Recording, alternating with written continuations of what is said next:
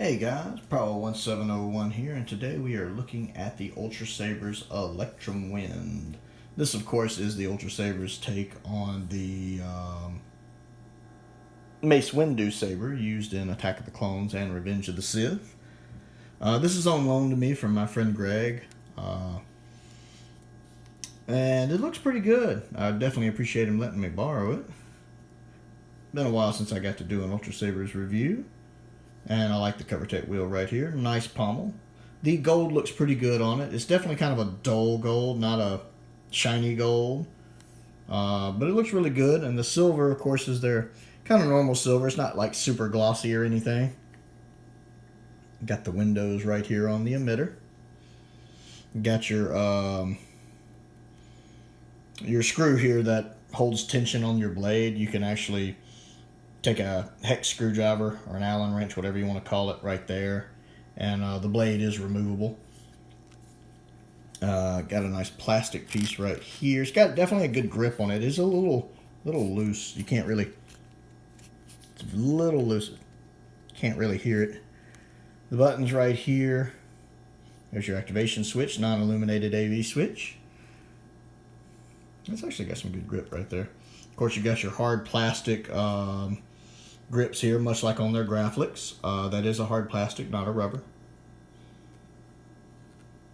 That's really nice. He has a heavy grade blade on his. It's a 36-inch heavy grade blade. Now, you know, I tend to use a 32-inch on mine as I am shorter. And I use a mid-grade blade as it's lighter, but he went with a heavy grade blade, which is really neat, though, because let's cut it on.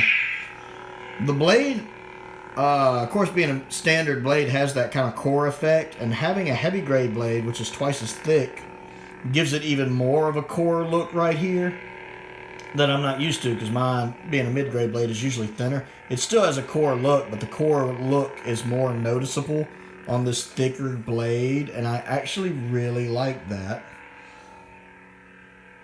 Yeah, the tip's even pretty illuminated here. That's actually a pretty nice illuminated tip.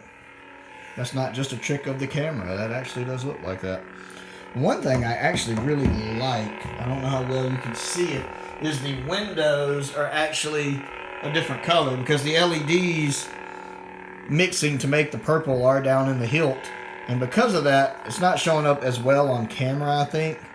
But the windows right here are actually a different color than the blade, which is a really neat effect.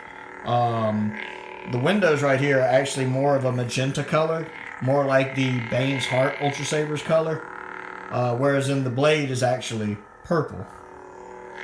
Let's see, maybe there. You see how my hand is that kind of magenta color, whereas here it's more of a purple. And like I said, it shows up way better in person. But I actually really like the fact that the rings are a different color than the blade. That's pretty cool. When I first noticed that, that was something I made a note of. Of course, it's got the Obsidian sound right here. It does have an Obsidian V3 soundboard in it. The Obsidian soundboard. No flash on clash. You do have, of course, your clashing sound. And of course, there's your saber lock up. All you gotta do is tap the button for that. Sounds like two sabers clashing. But no actual flash on clash. The blade doesn't flash another color. But yeah, it's really nice. It's definitely a good decorative piece. If you want to have it, you know, have a nice Mace Windu saber. Let's see. Let's go ahead and switch over to the outside view over here. There we go. We'll give you a good look at it. Of course, if you hold the button down like that, that's what turns the saber off. Take my glasses off real quick. So,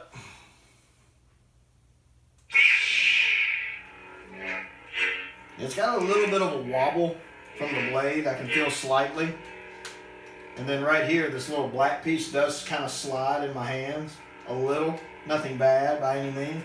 It's not a bad saber to hold. It's more comfortable than, like, say, a Chosen One or a Graflex or an Archon, anything with an activation box on it, even though their Archon doesn't have one. But the usual Return of the Jedi hilts, definitely a lot better than anything with an activation box. The hard plastic grips can get a little grating if you're dueling with it, I'm sure, over time. Now, the balance is a little off for me, again, because it's a heavy grade 36-inch blade, whereas I prefer a mid-grade 32-inch blade because I am only 5'5". My rule of thumb for that is always, if you're under 6 feet, get a 32-inch blade. If you're over 6 feet, get a 36-inch blade. That's my thoughts on it. But yeah, it's still pretty comfortable. I do actually enjoy it quite a bit. Let's see if I can give you some shots of it in the dark here.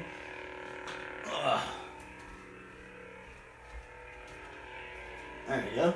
It's actually pretty bright too. You can see here on the wall. Pretty good, especially for a purple. This purple doesn't light up as bright as some colors.